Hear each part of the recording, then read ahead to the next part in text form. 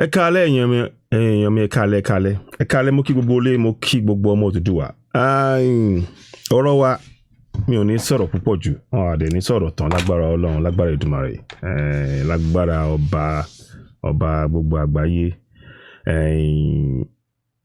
Ọ̀rọ̀ tó wà nílẹ̀ yìí ẹ mọ̀ ká ti máa ń sọ mo rí pé mo kàn kankan lọ́sàn-án pé ẹjọ́ ṣé àdúrà àti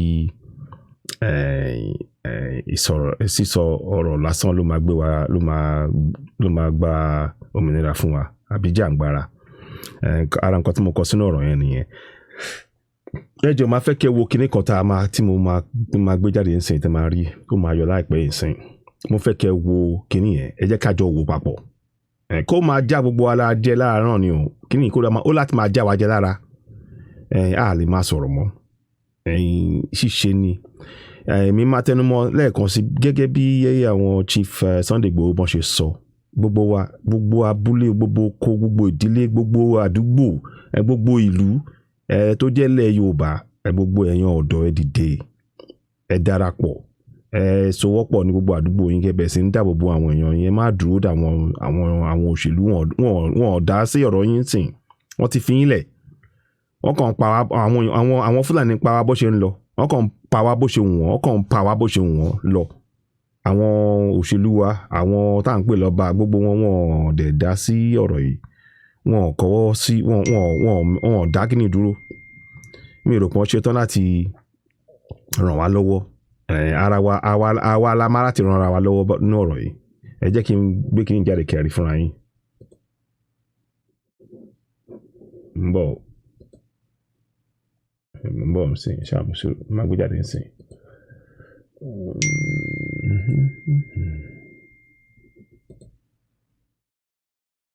Ẹ má bínú ṣáà ń bọ̀ à ń gbé jáde bọ̀ náà gbà mí o máa ń ṣàkó but ṣáàjà gbé jáde náà.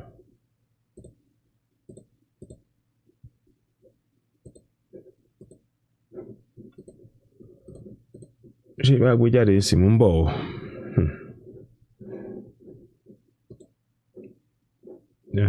Òun rèé tí à ń wá lẹ́tẹ̀kọ̀ ẹ̀ náà nìyẹn má bínú ó kàn ń ṣe mẹ́yìn ni. Ẹ wo nǹkan tí máa play sìn àwọn Fúlàní wọ́n pa arákùnrin wọ́n dìídì lọ mú ni ẹni tó dẹ̀ ń ṣiṣẹ́ kò bá yẹn kọ́kọ́ ṣe kò ní wàhálà ó ń ṣiṣẹ́ fún yẹn kan wá pa ni ó dẹ̀ ń gbowó ó dẹ̀ kò tọrọ jẹ lọ́wọ́ yẹn kankan wọ́n dẹ̀ pa ẹ má jẹ́ kí ọ̀rọ̀ ẹ̀ jẹ́ àpagbé lásán ẹ jọ̀ọ́ ẹ bá wa fetí sí ọ̀rọ̀ yìí. I got a call from the security of my own clothes. I was told he stole a bike. On getting there, he has been mercilessly beaten.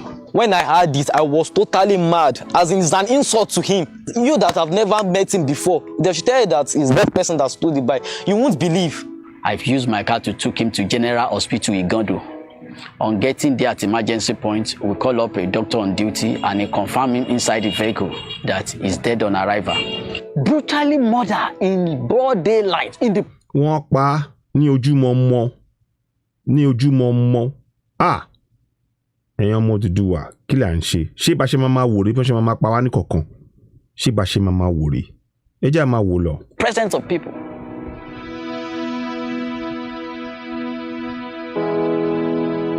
Wọ́n lù pa ni. Ìṣẹ̀lẹ̀ yẹn ṣẹlẹ̀ ní. Bàbá àwọn ọmọ ọlọ́pàá yẹn o. So àjọ one site à ń ṣiṣẹ́ ní site nínú estate Royal Estate so mo wá pè ìgbà tó time tó fẹ́ máa lọ lé mo wá pè bike man pé kó wá gbé wọn sí bike man tó ti máa ń lò náà ni so ó wá gbé wọn lọ sí gate ní Royal Estate gate so wọ́n wá ní wọ́n ra ẹran pé oníbàìkì yẹn ti drop wọn ẹlẹ́ran yẹn yẹn jẹ́ kó máa yé mi pé wọ́n ti sanwó ẹran fún un pé ọ̀dọ̀ wọn ló wà tí àwọn boys méjì yẹn fi wá bá wọn pé àwọn ló jí ọ̀kadà. Tó ṣẹlẹ̀ lọ́jọ́ yẹn ni wípé èmi tẹ́ wọn ní bus stop yẹn ẹni yẹn dẹ̀ ń bọ̀ láti sàlẹ̀ báyìí ó dẹ̀ abẹ́lẹ́ wọn gé ẹran 1000 wa mo dẹ̀ gé fún nítorí ibẹ̀ yẹn ó ní erin mo dẹ̀ gé fún báyìí ní àwọn ọkùnrin méjì bíi Hausa méjì báyìí ni wọ́n á sì túwájú ẹ̀ pé ọ̀kadà àwọn tó gbé dà èmi dẹ̀ wọ́n bẹ̀rẹ̀ pé ṣé tọ́tọ́ ń ta lélẹ̀ ó ní òun ò mọ̀ èmi dẹ̀ gbẹ́mọ́ fún dẹ̀ fún mi lówó ẹ̀bọ̀ nígbà tó wá yá tó ti pẹ́ gan mo ní kí n jáde kí lọ mú nǹkan tí máa fi tán náà fóònù mi mo wá rí tí wọ́n na ìkejì mi kí ló tẹ̀ kí ni kan kí n fílẹ̀ tó báyìí ọkọ̀ gbàdúgbò mi náà ni bẹ́ẹ̀ sì ní ná mi gan sàṣàrí sákú láàrin wọn. I got a call from the security of my own close around 7:11 precisely that my engineer is currently being beaten at the entrance of the gate. You know, I struggled to ask what happened, and I was told he stole a bike. I was surprised. I took a bike. I was on a short with my, shirt, t-shirt, watching Chelsea Wolf match. I got up and I ran, towards the gate. On getting there, he has been mercilessly beaten. He could not carry his body. He was entirely weak, but he was not dead. I carried him in the midst of about 20. Wọ́n pa ni o. Kẹ́ máa wòran o. Ẹni ó lè má já wa, ọ̀la ta ló máa jẹ́ ta ní mọ̀, ta mọ̀. Ẹ jẹ́ máa gbọ́rọ̀ yìí lọ. 530 people, if I'm not mistaken. I entered into their midst because he was my engineer. I carried him, and I was pleading, knowing and having the background of the kind of mentality these people are. And I started begging and pleading to this guy, please stop. The response I got, I was shocked to have gotten that kind of response from somebody that I know very well, one of the Hausa guys. Ṣé ìrìn ọ̀la àwọn ọmọ Hausa yìí wá ọkùnrin Hausa tó ṣe kíni àwọn mọ̀ ẹni tó lu arákùnrin ọ̀gbẹ́ni pa o tí ò ṣẹ̀wọ̀n tí ò gba nǹkan kan lọ́wọ́ wọn ẹ máa gbọ́ lọ. The guy said, I know you. I said, you guys know me. He said, yes, I know you, but we kill you too. Wọ́n ní wọ́n á pa òun náà. At that point, one of those guys, my security was there because I didn't go alone. I went with my own security guard too, within the estate. And I also saw, Tosin there, one of the deceased son. Kẹ́ máa wọ̀nà aláti máa rìn káàkiri ládùúgbò tiwa nílẹ̀ tiwa pẹ̀lú security. Òun gan láti máa rìn pẹ̀lú security. Pẹ̀lú security yẹn náà wọ́n fẹ́ pa. Ẹ máa gbọ́ o. Trying to assist him. The guy just ran into one of the shops just behind us. And he brought out plank. In my head, on top of my head, knowing the kind of people they were, and they were much more than us, it was like a mob action against the man. I had to drop him and ran for my dear life. In fact, I couldn't have even run into the estate. I ran completely outside the estate because they should get hold of me. Ó láti sá kúrò nínú estate ni. 20-30 people on top. Ọgbọ̀n àwọn èèyàn ogún sí ọgbọ̀n èèyàn àwọn Fúlàní géńdé Fúlàní lọ pélé orí arákùnrin ṣe ń gbọ́. Ẹ wo ọmọ Odùduwà ọ̀rọ̀ kọ́ la fẹ́ máa sọ ń sìn. Ní gbogbo ibi tẹ́ bá wà nílé ń sìn ẹ bẹ̀rẹ̀ sí ní darapọ̀ ẹ bẹ̀rẹ̀ sí ní sowọ́pọ̀ kẹ́ bẹ̀rẹ̀ sí ní ṣètò bẹ́ẹ̀ ṣe máa dáàbò bo ara yín torí ọkàn pa bá ní kọ̀ọ̀kan nìyẹn ẹ máa gbọ́ o. Top of me, God knows, probably I would have been killed. So I ran and I started calling people. Fortunately, chairman of the estate has been informed. He also ran down. So when I saw him, I gained a little bit more of confidence, and we approached again for the second time. So we assisted, we tried as much as we could at that point. He was not still dead at that second time, but he was entirely weak. We are trying to stop a vehicle. Wọ́n ti fẹ́ wọ́n ní pé kò tí kú àmọ́ wọ́n ti nà pa. Move him and rush him down to the hospital. These guys insisted vehemently that they are not going to allow us to move. If you try any, they are going to deal with every one of us. Ṣé ń gbọ́ nílẹ̀ tiwa o nílẹ̀ tiwa ọmọ Odùduwà kí ló dé ní ilẹ̀ tiwa ṣé àwa lè dán ilé wò nílẹ̀ Haúsá ìyẹn mo fẹ́ bèrè ṣé àwa lè dán ilé wò eléyìí wò nílẹ̀ Haúsá ṣá lè dán wò. I was in my house when I got a distress call around 6:12, and when I received a call from one Okada boy named Rabiu that there is a fight at our estate main gate, that they are beating one engineer. Some Hausa group are beating one engineer. On getting there, I met the guy already on the ground. They are pouring water on him. He has been mercilessly beaten before I got there. Unfortunately, chairman ran back to his house to go and bring his car. By the time chairman, brought his car, I don't know, but he wasn't responsive any longer. So when they heard Yamutu, when they started saying Yamutu, when they discovered that probably the guy must have passed on, some of them took off. At that point, we have few people left. You understand? The people on ground at that point, they started, coming closer, and they apprehended one of. Gbogbo wa àwa ọmọ Yorùbá ó ṣe jẹ́ pé ọmọ máa lu ìkan nu wa báyìí àdẹ dúró wọ́n lu ìkan nu wa ládùúgbò wa gbogbo àdẹ dúró àdẹ dá sí. wọ́n má tiẹ̀ ṣe nǹkan sí wa tán má tiẹ̀ sà sí wa ṣé kò yẹ káwa náà wòra wa ẹ dúró àwọn Fúlàní 20 sí 30 wọ́n pélé ọkùnrin kan ṣoṣo wọ́n nà torí irọ́ tó pamọ́ àdẹ̀dá sí ọmọ Yorùbá ẹja ajígìrì ṣé bó ṣe máa pa wá ní kọ̀ọ̀kan rèé ṣé bó ṣe máa pa wá ní kọ̀ọ̀kan rèé tá a máa dákẹ́ ẹgbọ́n tí ẹ lágbà Sunday Igboho sọ ní Sunday tó kọjá yìí wọ́n ti sọ gbogbo ọ̀dọ́ ládùúgbò ní gbogbo àdúgbò wa nílẹ̀ Yorùbá pátápátá ẹ dìde papọ̀ ẹ parapọ̀ ẹ̀yin alágbára ẹrú àwọn ọmọ yìí ní nǹkan tó yẹ ká ẹrú wọn ìyà ètò ẹ jẹ́ máa gbọ́ lọ. Of the guy. In fact, it was the guy that claimed that the man stole his bike that invited all those guys that we apprehended. They brought him down. One other guy that was also arrested in the. Ẹ jẹ́ ká wo àwòrán ènìyàn o àwòrán tó ní pé wọ́n gba bike òun nìyẹn o ẹ máa wòrán o. Brought him down. Amala took one, and one other guy that was also arrested in the at the point of that scene. So, I've used my car to take him to General Hospital Igando. On getting there at emergency point, we call up a doctor on duty and he confirmed him inside the vehicle that he's dead on arrival, that they cannot accept him again. So immediately I called back the station officer, Idimu police station, and he said we should bring him back to the Idimu police station, where we met with the DCO in the station. Irú nǹkan báyìí kò ṣé tó bá lọ ṣé ńgbà tán ṣe gbogbo lè bó làwọn ọlọ́pàá wà ńgbà tán pé léèyàn kan bó làwọn ọlọ́pàá wà ńgbà tí àwọn èèyàn kan àwọn 20 sí 30 èèyàn àwọn Fúlàní tó pé lé ọkùnrin tó bẹ̀rẹ̀ sí nà bó làwọn ọlọ́pàá wà ẹjẹ́ àbíra wà àwọn ọlọ́pàá ò lè dáàbòbò wa o wọ́n kàn wọṣọ lásán ni o tí ẹ̀ ń rí àpẹẹrẹ rẹ̀ wọn lè dáàbò kò sí ẹ jẹ́ ká àwa gan ládùúgbò gbogbo wa ládùúgbò sádùúgbò ẹ jẹ́ ká bẹ̀rẹ̀ sí ní dáàbòbò ra wa àwọn ará bíi ń pa wá ní kọ̀ọ̀kan ẹ ṣàgbọ́ ọlọ́pàá wọn ò yọjú ńgbà tó ń na arákùnrin yẹn wọn ò yọjú. That night, so the police officer there arranged the police team. They follow us to the scene of incident that night. At the point, the estate boys too, they were able to accosted one of the Hausa guy. That one was held down, was taken to Idimu police station with the. Bẹ́ẹ̀ gbé wọn lọ police station wọn ni wọ́n máa fi wọ́n lẹ̀ ní wọ́n ti pa ẹni ẹlẹ́ni nísìn wọ́n máa fi wọ́n lẹ̀ ní.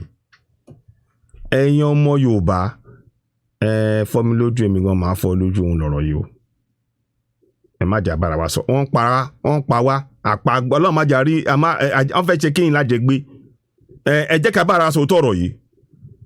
Deceased body. So at Idimu police station, later in the night too, another one of the team was also arrested by the estate guys because they too have already come out to start fighting.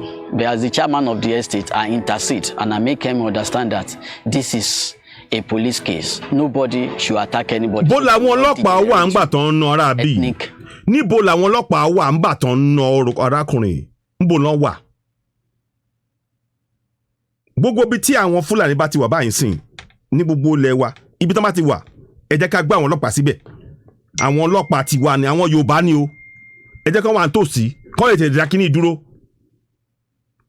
wọn ká òfin ilẹ̀ wa kú rárá o ara ta ṣe fẹ́ máa lọ ni àwọn ará bíi òfin tí àwọn olórí wọn tán gbé lórí wa dé orí wa wọn kà á kún pé ó tàn mọ́ àwọn rárá àwa náà kà á kún pé àwa la máa láti gbọ́ òfin àwọn ò ní gbófin òun ló ṣe ń pa wá yìí o nínú ìwé òfin gbogbo wa la lẹ́tọ̀ọ́ sí ẹ̀mí ara wa a dẹ̀ ní ẹ̀tọ́ láti dáàbò bo ara wa kán máa gbẹ̀mí wa ó wà nínú section 33 nínú ìwé òfin wa ìwé òfin ilẹ̀ wa àmọ́ báwọn ẹ wo bó ṣe pa ara bíi ẹ wo bó ṣe pa ara arákùnrin yẹn wọ́n dẹ̀ sọ fún àwọn tó kù pé tẹ́ bá dá sí àwọn apá yín nílẹ̀ tiwa ẹ jọ̀ọ́ ó ti tó kíní ti tó. Fight. We had a call from those he's working with in this place at Yanodo that I think they are fighting my dad at the gate of the estate. We were mad. So one of his workers that was around, he rushed down with my younger brother, Shegun. I was at home with my younger ones. So when they reached there, that's when they called me that they've beaten my dad to death. I couldn't. Ṣé wọ́n ti nà bàbá ẹ̀ pa? A dẹ̀ máa dúró gbélé yìí. Bàbá ẹ̀ wọn lè fi kíní ẹ̀ hàn wá. Believe it, it was like a story to me. I did not even believe at all. So I got to rush down to this place, but I was told I would be taken to Idimu police station. On getting there, I saw him. Nbo ni àwọn ọlọ́pàá ńgbà tán nà ara bí ibo làwọn ọlọ́pàá yẹn wà. Ẹ jọ̀ọ́ bẹ̀rẹ̀ ẹ bí ẹ jẹ́ ká bí bo ni àwọn ọlọ́pàá wà nígbà tán pa arákùnrin. Nbo ló wà. Ṣé ibi tí tó bá yẹ pé wọ́n fẹ́ gbowó ńsìn tó bá yẹ pé ọlọ́pàá fẹ́ gbowó ní ẹgbẹ́ títì wọ́n ti wà ńbẹ̀ wọ́n ti wà àmọ́ ọ̀nà ara wa àwọn ara wa ọmọ Yorùbá wọ́n nà pa wọ́n sì ń tòsí nígbà tí wọ́n parí nígbà tí wọ́n nà pa tán ẹ wá fẹ́ gbé òkú ẹ fẹ́ sọ̀rọ̀ kí ni ó ti lọ ẹ ti ba nú àwọn ẹwọ ọmọ ẹ̀ sìn àwọn ọmọ àti ìyá ẹ ti sọ di opó ẹ ti sọ àwọn ọmọ aláìní bàbá wọ́n ti pàdánù àwọn arábí ti pàdánù ẹ̀mí ẹ̀ dẹ̀ ní ìjọba ọ̀dẹ̀ ní sanwó fún wọn. Ẹ wo kí là ń sọ yìí ẹ jẹ́ ká ẹ wò ẹ láti gba ẹ jẹ́ ká gba òmìnira kí là ìjọba ò ní sanwó fún wọn. Wọn ọ̀dẹ̀ ní gbé arákùnrin àwọn tó ṣe kí wọ́n ní gbé wọn sẹ́wọ̀n ẹ máa wòran máa fi wọ́n lẹ̀ ni o. Ẹ̀yin ọmọ Yorùbá ẹ jẹ́ ká dìde o ọ̀rọ̀ yìí ti kọjá sísọ ṣíṣe ló kàn báyìí fún gbogbo wa ṣíṣe ẹ jẹ́ ká sowọ́pọ̀ ká bẹ̀rẹ̀ sí ní dáàbò bo àwọn àdúgbò wa àwọn arábì wọ́n máa pa wá ní kọ̀ọ̀kan ní tá a bá bẹ̀rẹ̀ sí ní dáàbò bo ra wa ẹ má dúró de pé èèyàn kan ń bọ̀ ẹ bẹ̀rẹ̀ ní gbogbo àdúgbò yín ẹ bẹ̀rẹ̀ abúlé ni o oko ni o ìlú ni o àdúgbò ni o ẹ bẹ̀rẹ̀ sí ní dáàbò bo ara yín ẹ má dẹ̀ gbéṣẹ́ fún àwọn arábì mọ́ ẹni kan máa lọ sọ́dọ̀ wọn káwọn adúró sọ́dọ̀ tiwa kí ló dé ẹ tún gbọ́n sí wọ́n sọ pé mietiela ó tún wà lára àwọn àmọ̀tẹ́kùn ṣẹ̀rí tí mietiela ẹni kan lọ sílé tí kan lọ sọ́dọ̀ wọn ṣé àwa Yorùbá ṣé àwa lè sọ̀rọ̀ nílẹ̀ Haúsá gbogbo Yorùbá tó bá nílẹ̀ sọ ẹ̀rù máa ń bà wọ́n láti jáde kiri wọ́n lè pa wọ́n lọ́jọ́ nígbàkigbà àmọ́ àwọn wá sọ́dọ̀ wọn máa pa wá ọmọ Yorùbá ẹja dìde o ẹja dìde. Lying down lifelessly. So that is when I asked Mr. Williams that why is it that they did not rush him to the hospital, but they say they did, but it was confirmed dead at the hospital. And I asked what was the case because I don't understand what have really happened. And I said he was accused by some Hausa's men that he stole a bike. When I heard it, I was totally mad. As in àwọn Hausa nílẹ̀ tiwa wọ́n sọ pé wọ́n á gbé kẹ̀kẹ́ lọ́dọ̀ tiwọn. Ṣé àwa lè ṣe bẹ́ẹ̀ yẹn sọ̀rọ̀ nílẹ̀ Hausa? Ta lè ṣe bẹ́ẹ̀ sọ̀rọ̀? Ẹ̀yin ọmọ Yorùbá ẹjẹ́ àdìde o ní gbogbo lẹ̀ mẹ́jẹ̀ẹ̀jọ lẹ̀ Yorùbá ẹjẹ́ àdìde ká bẹ̀rẹ̀ sí ní dáàbò bo ra wa kò sí tó máa ṣe fún wa o. Ẹ gbàgbé pé à ń pariwo ibi gbogbo àwa ọmọ ọ̀dọ́ táwa ń tòsí àtàwọn alágbára gbogbo ẹ̀rọ àwọn ọmọ yìí ní nǹkan tó yẹ kẹrù wọn. Ọ̀rọ̀ ti kọjá sísọ ṣíṣe ló kàn ẹ jẹ́ ká máa rí àpẹẹrẹ lọ́wọ́ gbogbo ẹ̀yin alágbára gbogbo ẹ̀yin tó pẹ́ lágbára ẹ jẹ́ ká rí o. Gbogbo ẹ̀yin tó pẹ́ lágbára agbára kíníkan àtẹ àfẹ́ gbọ́ ọ̀rọ̀ mọ́ afẹ́ ká rí àpẹẹrẹ agbára yín ó yẹ àpẹẹrẹ ni pé ní gbogbo àdúgbò ká rí pé ẹ̀bẹ̀ sí ń dáàbò bo àwọn èèyàn tá bá rí pé ẹ ṣe bẹ́ẹ̀ yẹn à á mọ̀ pé alágbára rèé lóòótọ́ torí àwọn ọlọ́pàá àtàwọn àmì wọn ní dásí kíni wọ́n máa jẹ́ kó máa pa wá ní kọ̀ọ̀kan ní wọ́n ti fún wọn lówó wọ́n pa arákùnrin yẹn bolo ọlọ́pàá wà wọn ò sí ń bẹ̀ nígbà tí wọ́n pa tán ẹ lọ gbé òkú ẹ̀ wá ṣé òkú ló ṣe pàtàkì àbí ẹ̀kẹ́ tó wà láàyè ṣé òkú ló ṣe pàtàkì ẹ̀bẹ́ni tó wà láàyè ẹ jẹ́ ká rò ó ọlọ́pàá sọ pé kán lọ gbé òkú wá àmọ́ ńgbà tó wà láàyè ọlọ́pàá ò yọjú dá kínní ìdúró ẹ̀yin ọmọ Yorùbá já rò ó. An insult to him. It's an insult to him. How can they accuse someone like even men looking at him? You can't even believe that. You that have never met him before. Àpagbé ẹ wò náà. Wọ́n kàn pa ọkùnrin kọ́lọ̀ fọrùn kẹ́ wọ́n pa alápagbé. Ìjọba ò ní sanwó fún sìn. Àwọn ẹni tó pa ó máa lọ. Torí àwọn ọlọ́pàá wọn ní gbẹ́ mọ́ ẹni lọ́sẹ̀ wọn. Àwọn ìyàwó ọkùnrin sìn wọ́n sọ dopó. Àwọn ọmọ sìn wọ́n sọ di àwọn aláìní bàbá. ọmọ Yorùbá kí là ń ṣe akọmọ máa wò báyìí ni ọkùnrin tí ò ní kò mọwọ́ kò ṣe kò lọ́wọ́ nù kíní rárá wọ́n dẹ̀ pa ẹ má jẹ́ kọ́jọ́ rẹ̀ jẹ́ àgbàgbé àdàkà morúkọ ẹ̀. Gender, Mr. Gender. He's a very quiet man and kind. As he's not a troublesome person, to be precise. I do follow him to his work anytime he has projects. I do travel with him to the east, even at Abuja. Currently, he has one project at Abuja. We're meant to have been anchoring the project now. But due to the fact that we lost our mother some months ago, he said he doesn't want to leave his children since he has... Hey. Àwọn ọmọ òní màmá èmi ò kúkú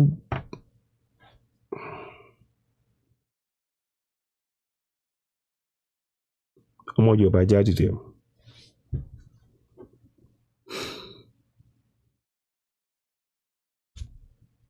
ọmọ ẹntàn paránsìn àṣewọ̀n ní màmá wọn ti wọ́n ṣaláìsí oṣù mélòó kan sẹ́yìn láìpẹ́ ó wà nílé pé tó ẹ̀ ló ṣe lọ sí Àbújá ìyẹn oníṣẹ́ l'Àbújá ó lóun máa súnmọ́ wọn kóun lè súnmọ́ àwọn ọmọ ńlé ṣẹ́yìn ṣé bá ṣe máa ṣe rè We have a project that is handling presently at Lagos State, at Yanodo Royal Estate. We had Hausa, staying within the estate, and we thought we've done so many things, so many activities that will unite us together as one estate. Ẹ wo à ń kó àwọn tí gbígbà tí à ń fi iná sí orí òrùlé sùn ni pé ká máa bá àwọn ará bí ìgbìtì papọ̀.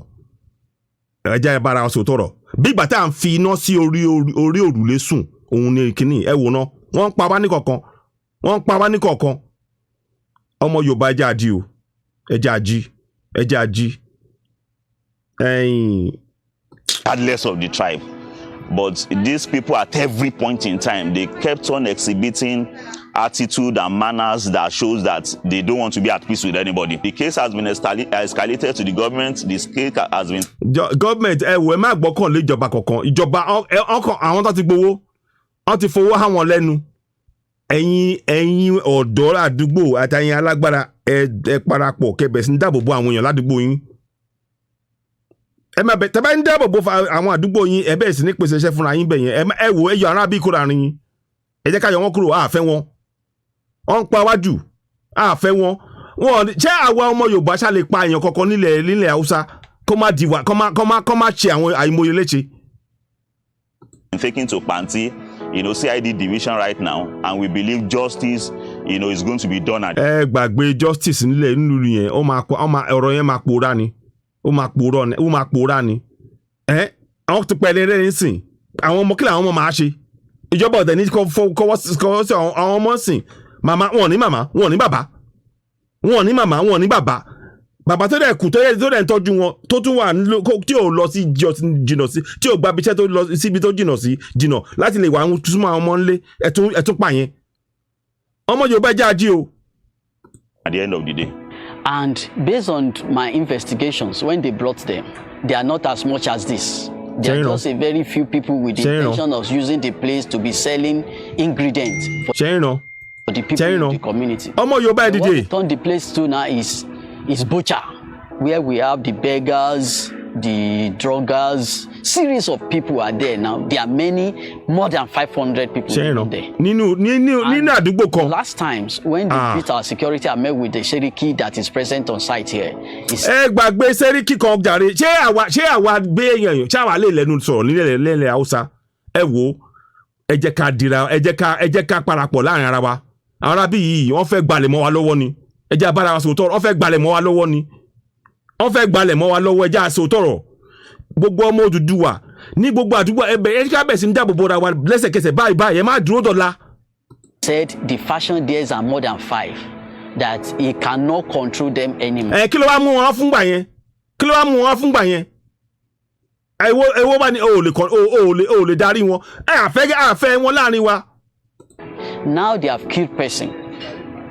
Come on, and we are not sure that they will still not come back to us and be killing our people. Our people are afraid. They are unable. Nínú ilẹ̀ tiwa ẹ̀rù tún bà wá nínú ilẹ̀ tiwa gbogbo ọmọ Odùduwà ẹ dìde o ẹ ń gbọ́ ẹrú àtúnjáyà nílé orí ilẹ̀ tiwa kì í ṣe ilẹ̀ tiwọn o ọmọ Odùduwà ẹja dìde ìyà yìí ti tó kọ́nà ń fọ̀rọ̀ kó ẹ̀rọ akùnrin yẹn Mr. Gender àbí kọ́nà tí ń pè Gender mi ọlọ́run dárí jìmí tí ń bá polókè dáadáa ẹni tí onínú tutù onínú sùúrù wọ́n dẹ̀ pa ẹ má jẹ́ kí ọ̀rọ̀ ẹ̀ jẹ́ àpagbé ẹ jẹ́ kí ilé ìjó jẹ́ pé eléyìí tó yẹ pé ibi ló mọ àṣe mọ́ àfẹ́ ẹ jẹ́ kí gbogbo wa ká sowọ́pọ̀ ọ̀rọ̀ yìí kì í sọ̀rọ̀ bóyá à ń sọ̀rọ̀ à ń bẹ̀bẹ̀ ẹ jẹ́ ká kọjú ìjà sáwọn tó kọjú ìjà sí wa èwo la ṣe ń bára wa jà ẹ wò náà sìn wọ́n pẹ́ ni ẹlẹ́ni ṣé ọ̀rọ̀ tí a bá ń bára wa jà ṣé yẹn ṣé ó máa jẹ́ kí tó máa mú ẹ̀mí ẹ̀ padà wá gbogbo àwọn Yorùbá tó ń gbọ́ mi nílé lóko ẹ dìde o ẹ dìde ìyà yìí ti wá tó wọ́n ti pa wá tó.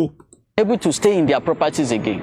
So when we get to the king's palace, the king summon their Seriki, they testify to it that it happened, they are looking into it, but at the end of it all, the king pronounced that they must leave. What we want from government is to relocate them completely from here, and also. ẹ máa wọ̀n ẹ̀ máa sọ kí ni kan fi wọ́n ní gbé wọn kúrò mẹ́yàn o tí a bá dìde lápapọ̀ wọn ò ní gbé wọn kúrò mẹ́yàn o Alimosho local government ní area yẹn òun lè rí yẹn Alimosho local government níbẹ̀ yẹn o lè rí yẹn o Èkó tí ẹ̀ nígbà pàṣẹ òun là lẹ́yìn Alimosho ṣe ríran Alimosho. Brutal murder of an engineer that has been in this site for more than 5 years. He built more than 8 houses in this community. Ṣe ríran ó kọ́ ilé 8 engineer yẹn wọ́n dẹ̀ pa ẹ má jẹ́ kí ọ̀rọ̀ ẹ̀ jápa gbé kí ni gọ́vnọ̀ Èkó ń ṣe lórí kìíní kí ni gọ́vnọ̀ òṣì gọ́vnọ̀ máa sọ kí gọ́vnọ̀ òṣì kí ló ṣe ìdáàbòbò ló ń dáàbò fáwọn èèyàn ẹ̀yin ọmọ Yorùbá ẹ dìde ẹ bẹ̀rẹ̀ sí ń dáàbòbò ara yín ìjọba ò dáàbòbò yín ẹ gbàgbé ẹ wo kò tẹ́rí tí ẹ bá ṣe kíní ìkùnsẹ́ tó máa ṣe fún yín o òótọ́ ọ̀rọ̀ bẹ̀ nìyẹn ẹ jẹ́ ká bẹ̀rẹ̀ ẹ jẹ́ bẹ̀rẹ̀ kẹ́ bẹ̀rẹ̀ sí ń dáàbò ní gbogbo àdúgbò ẹ lé àwọn abí kúrò wọ́n pa wá bí ẹni pẹran. Swenu brutally murder in broad daylight in the presence of people. They must be disciplined. They must take through the law of the land. That's what the community wants. He stole his bike and he called his friends to go and meet the deceased and they beat him up to death. The case has been moved to CID Banti. We have 3 suspects we are interrogating and the case is there with CID Banti for proper investigations. Punch ló provide kìíní tí a wò yẹn Punch ló provide ẹ̀ mo kàn ní kí n sọ ọ̀rọ̀ yìí ṣẹ́rí arákùnrin kọ́lọ̀ ń dáná ṣẹ́rí arákùnrin ó lè jẹ́ bí ẹbí wa ní ẹjọ́ mo rọ gbogbo àwọn ọmọ Odùduwà ọ̀rọ̀ tí mo fẹ́ sọ yìí ṣe pàtàkì aláwọ̀ dúdú ni wá ògo adúláwọ̀ ni àwa ọmọ Yorùbá ìwọ ni ìmọ́lẹ̀ ògo adúláwọ̀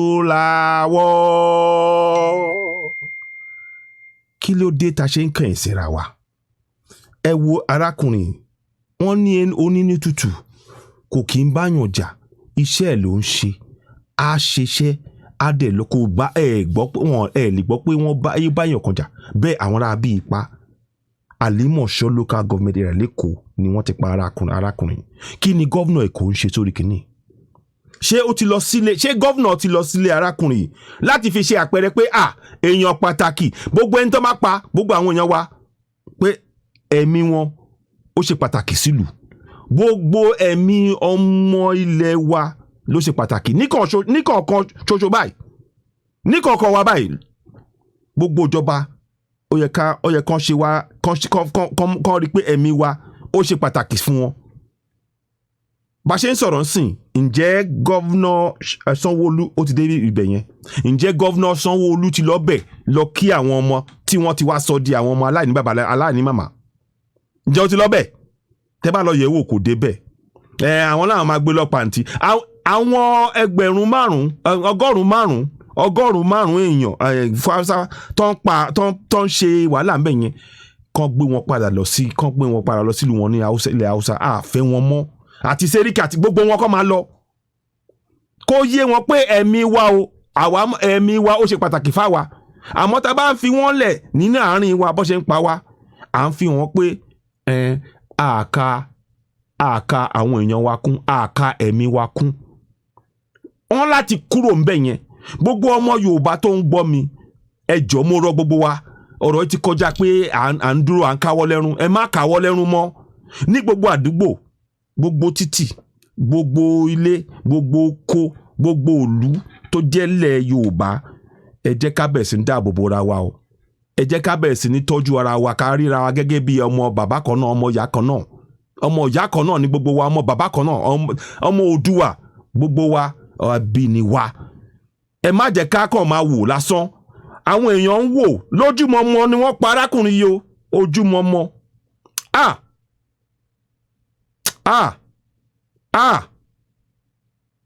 ó tó gẹ́ ọmọ Yorùbá ẹ jẹ́ á dìde ní gbogbo ẹ má ọ̀rọ̀ yìí ò tẹ̀ ṣe rí ẹ jẹ́ ká kọ́kọ́ bẹ̀rẹ̀ sí ní dáàbò bo ara wa náà ìyẹn ni kókó ọ̀rọ̀ àwọn ará bí ń pa wa bí ẹni pẹran ẹ jẹ́ ká lápapọ̀ ní gbogbo àdúgbò wa o ní títí ní oko ní abúlé ní ìlú ní o gbogbo ilẹ̀ Yorùbá ẹ jẹ́ ká bẹ̀rẹ̀ sí ní sowọ́pọ̀ tó máa pa èèyàn kan níbì kan Ọlọ́run má jàre tó máa fẹ́ ṣe báyìí ká ti gbọ́ ká ti kètè wà ń bẹ̀ a lè máa dúró ká máa wò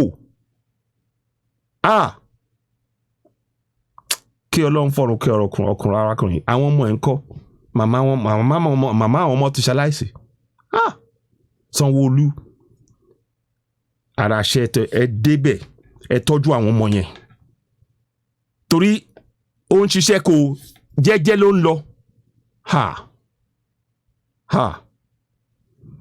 ọmọ Yorùbá sísọ ti kọjá ṣíṣe ló kàn ẹ jẹ́ ká bẹ̀rẹ̀ sí ní dáàbò bo ara wa báyìí ìyẹn là kọ́kọ́ ṣẹ́ wa lápapọ̀ ẹ gbàgbé ìjọba òfẹ́ wọn àti gbé lọ́pàá àti wọ́n máa wò wọn ò ní ṣe nǹkan kan sí kò sí nǹkan tó máa ṣẹlẹ̀ sárákùnrin yẹn Hausa ni kò sí tó máa ṣẹlẹ̀ sí ọwọ́ wa ló kù sí o ẹ gbàgbé àwọn tó wà ń jọba ẹ gbàgbé àwọn òṣèlú ẹ gbàgbé àwọn ọlọ́ba torí àwọn ọlọ́ba àwọn òṣèlú ló fún wọn lówó ẹ gbàgbé wọn lè san kankan ọwọ́ wa ló kù sí báyìí o ọ̀rọ̀ yẹn ò ju bẹ́ẹ̀ yẹn lọ àtún máa gbé èrò mi wá ọlọ́mọ àjẹ́ kan tún gbé irú ọ̀rọ̀ báyìí wá síwájú wa lẹ́ẹ̀kan sí ọlọ́mọ àjẹ́ ẹ wò ó tá a bá sọ ẹ máa sọ pé àní irú ẹ̀ mọ́ o ẹ kíní kan tá a bá yanjú kíní ọlọ́mọ àjẹ́ àríkọ burúkú à ń tanra wa ni o tá a bá bẹ̀rẹ̀ sí ní dáàbò bora wa lẹ́sẹ̀kẹsẹ̀ à ń tanra wa ni.